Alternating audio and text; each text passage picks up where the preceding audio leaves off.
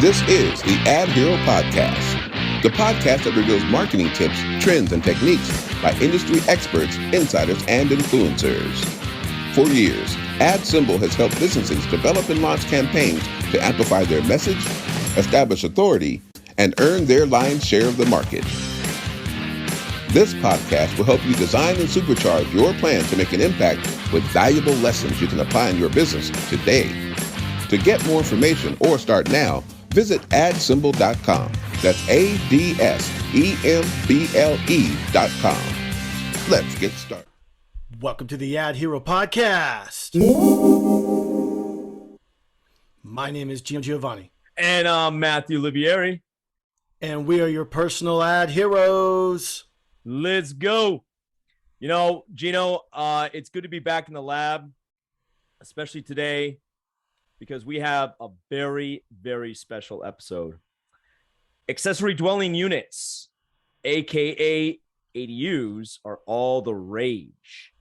But what's the economics behind them? Should you build an ADU on your property?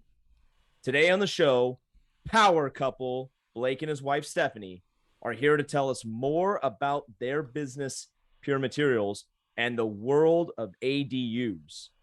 But before we get into that, Gino, we have a recap of the summer movie blockbusters to discuss. That's right. Let's get into the A block.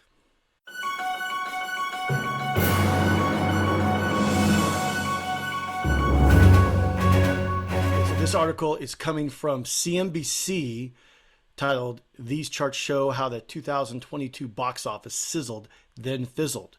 So what they're saying in this article, I'm just going to jump right into the key points here. Audiences have returned to the cinemas and are spending more on premium tickets and popcorn, but there are still lingering pandemic issues, including production delays. Despite nearly 50% fewer films released during the summer, the domestic box office trailed at $3.34 billion in ticket sales, down nearly 21% from 2019 levels. The 2023 box office is looking stronger as the calendar has significantly more titles, as well as more diverse collection of genres and budgets. The summer box office started with a bang, but as the season shifts into fall, ticket sales have fizzled. Paramount, Skydance, Top Gun's Mavericks, including Disney and Marvel Studios' Doctor Strange and the Multiverse of Madness, reignited the movie theater's business, driving millions to theaters and racking up hundreds of millions in ticket sales. The two films kicked off the summer movie season, which runs from May through August, and are the two top grossing movies released domestically this year. However, with only a handful of major releases during the summer season, ticket sales dwindled in late July and fell through August. In fact, the box office generated less than $100 million in each of these last 5 weeks of the summer period, according to data from ComScore. It definitely ended up a whimper, said Sean Ribbons of Chief Media Analysis from boxoffice.com. Matthew, what are your feelings about Well, this? I have a couple of thoughts. First of all, if the audience is watching this episode of the AdHero Podcast on YouTube, you'll notice that I'm actually coming to you live from a movie theater right now. I also have another thought. Did you personally either see the Top Gun movie or the Thor movie? I'm so glad you asked that question. And I'm going to take this opportunity to actually say that I saw the latest Thor movie last night from the convenience of my home on Disney Plus. Okay. So no Top Gun, but you did see Thor. Right. And that's not by preference. It's just, I think the summer just got too hot and I just didn't go out a whole lot. Well, the reason why I ask is because apparently this new Top Gun movie, the fans loved it. They really did the original movie proper with this sequel. That's not always the case. I can only think of personally a couple of sequels that were probably just as good as the original film, if not better. And I'm going to call out two by name: The Terminator 2 and Back to the Future Part 2. Those films, in my opinion, were as good, if not better, than the original. Now, and apparently the fans thought that this Top Gun movie was up there as well. Gino, would you say that the latest Thor installment was better than the previous other Thor movies? I gotta tell you, I think Thor Ragnarok is my favorite. It's actually one of my favorite movies to watch. It's on TV a lot lately. But the Thor Love and Thunder actually was a lot better than I thought it was going to be. I actually thought it was just going to be a bunch of social justice stuff just thrown at the audience. But there actually was a nice story there, and actually a thoughtful one deep inside. It doesn't start out that way, but eventually you kind of get the gist of what's going on. By the way, Matthew, one summer blockbuster that you and I did see was The Batman. Yes. And that was the number 4 ranked of the U.S. box office so far in top grossing films of 2022. Wow, very interesting. And Top Gun grossed $692 million. This is all domestic and, it is domestic and worldwide. With $692.4 million. Did Top Gun overtake Titanic? No. I thought it had Titanic in its crosshairs, and Black Panther was above it still. I could be wrong on that fact. Okay, we'll check on that. We'll have to check on that. But fans of the AdHero podcast know that we like to come on the show and give you guys updates in the world of cinema, because we're huge movie buffs. We're huge fans of the MCU, and to a lesser extent, the DCU. Depends on the film.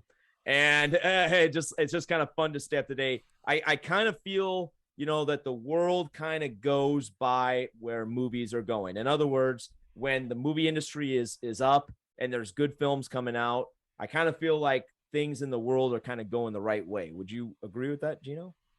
That's a good way to put it, because if you think about it, in 2019, the domestic gross was $4.21 billion, and that was the height of the economic reality in the United States, as well as there was pre-pandemic. I mean, heck, Disney alone, didn't they have like five different billion-dollar movies that year alone from that studio? Like, they had a lot. And so, I applaud that the industry has come back. It's not quite there, but it looks like 23 will be a year to be reckoned with. We will give you, the listening audience, updates as 20. But yeah, looking ahead to 2023, I think there's going to be a kick-ass lineup.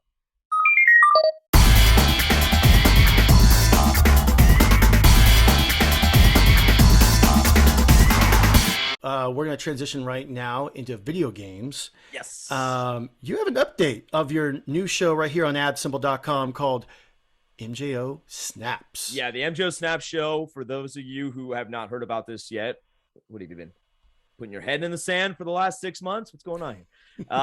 It's a show on Twitch, twitch.tv/MJO Snaps.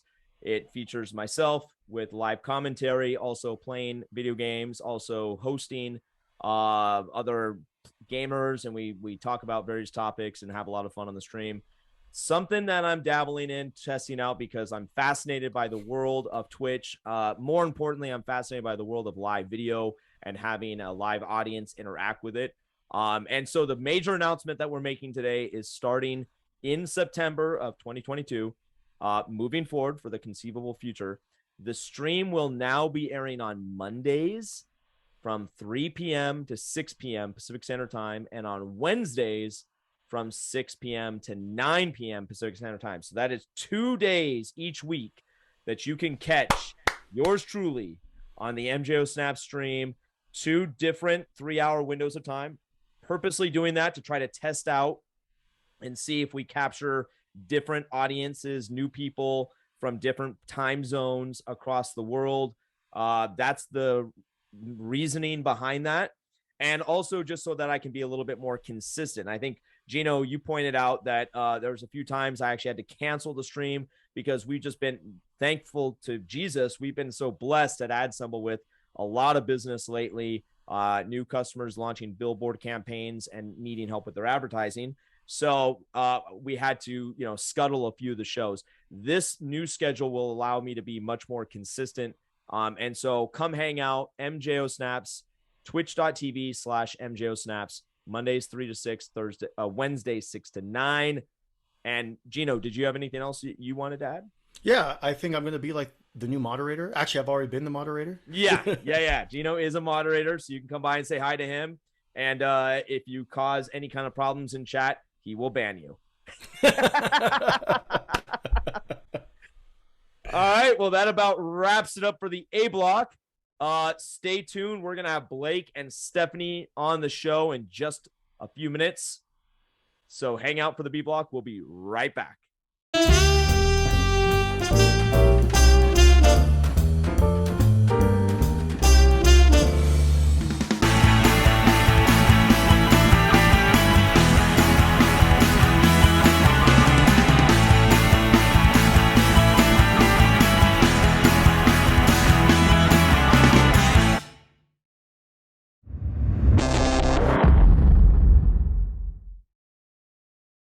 In the 1940s, America experienced World War II and won. The effects created jobs, families, a baby boom, and housing. America was thriving. Slowly but surely, housing became scarce. 1 to 2 per household, which is what we have now, compared to the 1940s at 3.6 per household. What happened? How do we have less households? Well, more couples stopped marrying, fewer families were created, single people concentrate on their careers, club life, the sexual revolution, hookup culture. Oh yeah, there were consequences. Generations past 1940 became less about families, and even though the average home built was designed for a nuclear family, since the 1940s, ADUs, or accessory dwelling units, were introduced to America. The Fonz lived in one on the show Happy Days. Fast forward to the 2000s, in states like California, where the shortage of housing being built, you see variations of ADUs attached to properties. Municipalities lifted regulations and made adding ADUs easier. Why? Well, there are 3 reasons: economical, environmental, and social. Cities can leverage existing infrastructures, cause fewer pollutants, add neighborhood dynamics would not change drastically. Now there are over 13 million ADUs in the U.S. currently, all sources in the show notes. You may be seeing ads for ADUs all over social media feed. Next, you will see billboards advertising them in a city near you.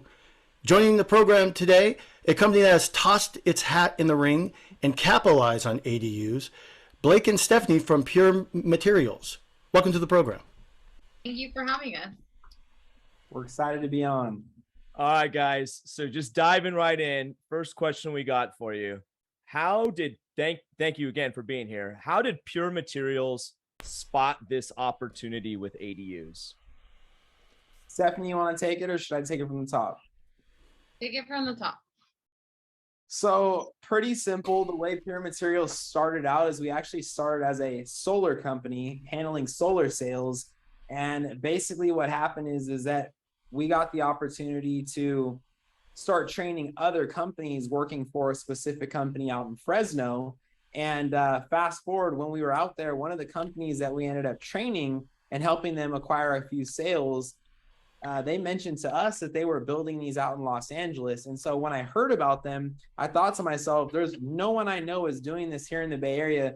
We've got to do it. Well, anyway, there's a conflict of interest. Obviously, this man owned his own company. We worked for the company that we were helping him with. He didn't feel comfortable letting us sell them. And so we created a relationship with him after it didn't work out at that solar company. We then sold solar for his company and did a ton of sales for them. And so finally I told him, we still want to sell this. And he said, no, you're making a lot of money with solar. Just stay in solar. And one day I got fed up with the immense amount of competition that there was in solar. And so I told him, look, either you're going to teach us how to do this, or we're going to find somebody who will. And once letting him know that this was the only direction we wanted to take, he caved in and he had us fly out to Los Angeles, and we basically took time to train, learn the product, understand why it's being sold, how it's being sold, how much, how to finance it, basically the whole gamut. And so going to give a huge shout out real quick to the Figueroa family. Mike and Alejandra are owners of Verity Construction, and quite frankly, they've changed our family tree. So shout out to them. Excellent. I'm a fan of these ADUs. I've actually lived in one before. And the new ones I see, especially these prefab ones, just ridiculously nice, like probably nicer than some old homes actually. If someone's on the market, what's a price range that they're looking at? Is it based on the size of the ADU, what amenities involved in it? How's that work? Stephanie, you want to take this one? Yes. Well, first things first, we specialize in building them from the ground up because it adds a lot more value that way versus the prefab.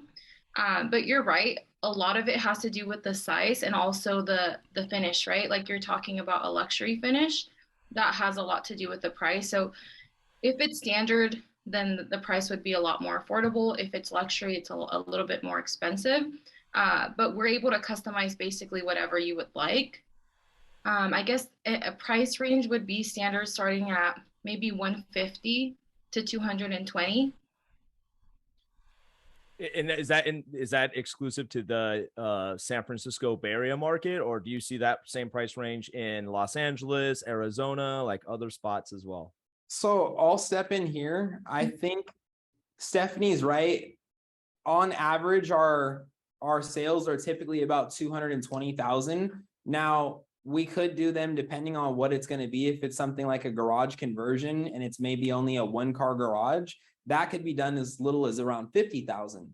But more commonly for a 1-bedroom, you're looking at about 112 to 130. If you want to do something that's massive, like a 2-story that's 1,200 square feet, maybe there's 3 to 4 bedrooms in there. That is something that can go as high as, $450,000. So definitely quite a range there.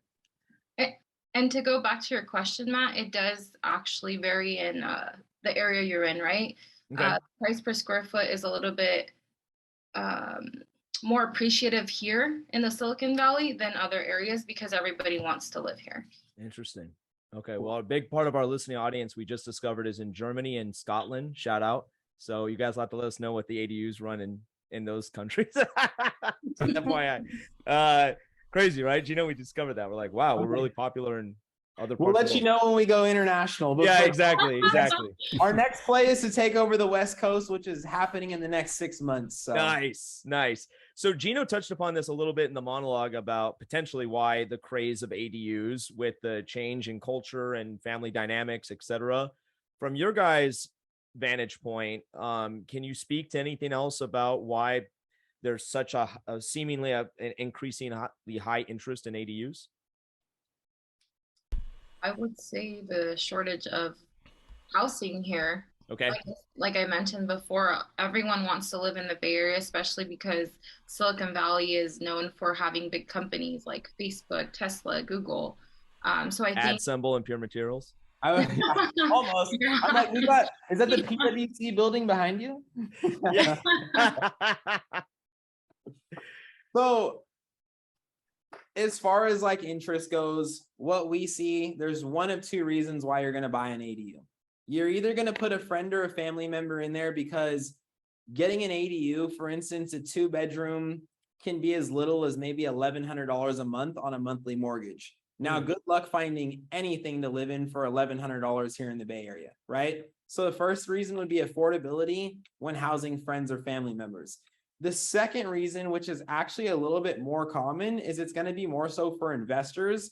These are going to cash flow 10 times more than a regular rental property is, just because your buy-in is extremely low, because as you may know, the most expensive part of real estate is the land that you're sitting on, right? People want to live in the Bay Area, like Stephanie was mentioning, and the reason being is because all the job opportunities are here. So that's why it's so expensive to live here. And then in which case, as mentioned, we're going to be able to develop them a place to live in at a fraction of the price, which now means that either it's more affordable to live there, or because that cost of the mortgage is so low, that $1,200 monthly mortgage is going to be rented out for almost $3,000 a month here. So now we're talking about $1,800. Now, taking it a step further, and then I'll wrap it up. These things sell themselves twice in the first 5 to 7 years. They sell themselves twice, A, because it'll pay itself off in monthly cash flow within the first 5 to 7 years. It'll pay itself off instantly in equity, because typically it's worth about 3 times as much as what you're paying for, because the labor and the materials is cheaper than what it's worth once it's built on the land. So hypothetically, you could build one, sell it tomorrow, the home, and walk off with hundreds of thousands of dollars. Wow. That being said, how much more value does an ADU have percentage-wise? And a subsequent question following that, where do you market to in regards to marketing?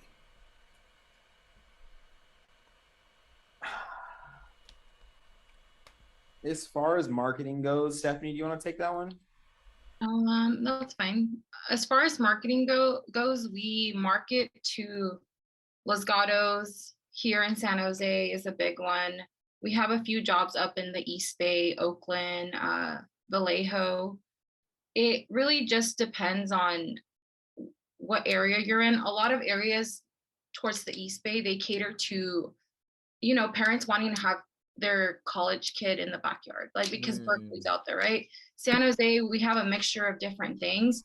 Like Blake says, it could be investors or it could be somebody wanting to expand their family or keep a relative here. So we do basically any major city in the Bay Area for marketing in specific. The percentage of the equity going up, again, that goes back to basing it off how much the square footage price is worth in that area or neighborhood that home is located in. In fact, we'll give you guys a freebie right here, something so that the users can figure out how much value your home will go up in equity if you build an ADU. And so very simple. The only thing you need to do is go onto Zillow. Search your address on Zillow. It'll pop up what the home is worth, and it'll even break it down how much it's worth per livable square foot. Now, what you're going to do is you're going to multiply how much square feet you plan on adding to that property times the amount of the value of what it's worth per livable square foot. And in which case you'll get about 90% of that number. So to make it easy math for everybody, let's say the home is worth $800 per square foot. Well, if we build you a 400 square foot build, which is tiny, by the way, that would increase the value by about 320,000, but it would only cost you about 120. So as you can see, it is very advantageous to build. Wow. And we'll include that calculation in the show notes on the YouTube page in the description. So people watching this, if you guys want to go back and check out this calculation, see how you can do this. That was a great nugget right there, man. Thank you so much for that. The best part about it is that for investors, you're actually legally allowed to build up to 2 units on each single family property, which now means that the first one is going to be called a JADU, which means it can't be larger than 500 square feet, and it must be attached to the main home.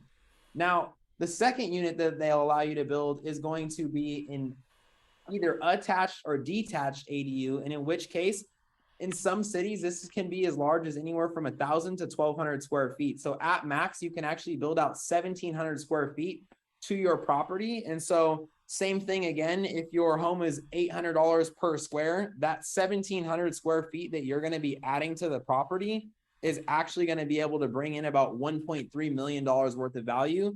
Now, what we would be able to build something like that for at a standard rate would actually be closer to about $544,000. So now we're talking about $900,000 to $800,000 worth of profit. So as you can see, if you were an investor, flipping these would make you a lot of wealth very quickly. Wow. Real quick, just for our listening audience, the average size ADU, how long does that take for your team to build that out for somebody? We're looking at timelines. Why are you letting me give them the bad news? Fine, I'll take it over. So basically what we're looking at, typically to build an ADU should take about a year. Since COVID has really slowed down the timelines of the permitting department. Truthfully, what we're seeing right now is it's taking closer to about 14 months. So a little bit over a year. However, the beauty of it is that if you decide to work with our company, we can help you finance one of these without having any money out of your pocket, depending on the size, for 18 months, no payment, no interest. So ideally we should finish before you actually make any payments. Another good thing or positive side to that is that you can actually hire an expediter. So you can hire someone to expedite the process for you for an additional cost. If you want it in between anywhere from 6 to 9 months, 9 to 12 months, then you can work with someone that would charge you a fee for that. Well, this has been super educational. And where can our listening audience and maybe possibly some investors, it sounds like, where can they reach out to you guys to learn more and get in contact with you both? Okay. So I would advise just looking us up. Our website is www.purematerials.us. I wish I knew our company line number, but truthfully, I don't. Yeah, as funny as that sounds. But with that, you can find us online. We're on Instagram, we're on Facebook, and we also have a website. We're on LinkedIn as well, and we're on YouTube. We're basically on all social media platforms. And that company line phone number is going to be 408-459-6239. And if you do give us a call, I'll be answering the phone for the next week and a half. Nice. Is all the socials at Pure Materials? Mm-hmm. Yes, at Pure Materials LLC or at Pure Materials. Okay, we'll include all that too for you guys listening in, so you can find Blake and Stephanie and learn more about ADUs. Guys, thanks so much for joining us today on the AdHero podcast. Stick around for a little bonus episode questions, but Gino, we'll be right back after these messages.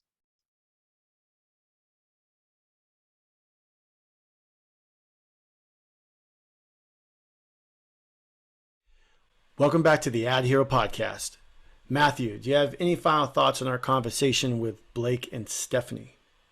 Yeah, that was really interesting to hear about. I wasn't really aware of the differences between the prefab and the more elaborately built out ADUs, and how much more property value and cash flow you can have and earn from having the more elaborate ADUs built out. So that was super educational, and it makes total sense. If you, especially if you live in the Bay Area, or for our listening audience that doesn't know, the San Francisco Bay Area market is extremely expensive. Silicon Valley is ridiculously overpriced, very hard to get into a property because so many people do want to live here. That might also be the case in the city or town where you live. And so, an ADU could be a really great option. So definitely reach out and connect with Blake and Stephanie. They'd probably be happy just to answer any questions that you have about building out an ADU where you live. And as you heard them say, they're going to be expanding down to LA, San Diego. So I know we have some listeners in those areas. But even if you live in another city, Arizona, another state, Arizona, New York, Illinois, etc., feel free to reach out to them, and they can probably point you in the right direction where you can get some more info. But overall, Gino, amazing episode. Really thankful for Blake and Stephanie to be on the show today. Fun fact, in 1940, the average house cost about $2,800 to actually buy. Now, the average house, $300,000 to $400,000. I believe it. And who do we have to thank for that? Inflation. That's right. All right. Well, this has been a really enlightening show. Gino, you want to bring us home? Yeah, sure. Thank you for tuning in to the AdHero podcast. Find us on all social media. Don't forget to subscribe to YouTube and hit that notification bell. Also find us on Rumble and Spotify. For all your billboard advertising needs, reach out to us at adsymbol.com. I've been your host, Gino Giovanni. And I'm Matthew Livieri. Signing out.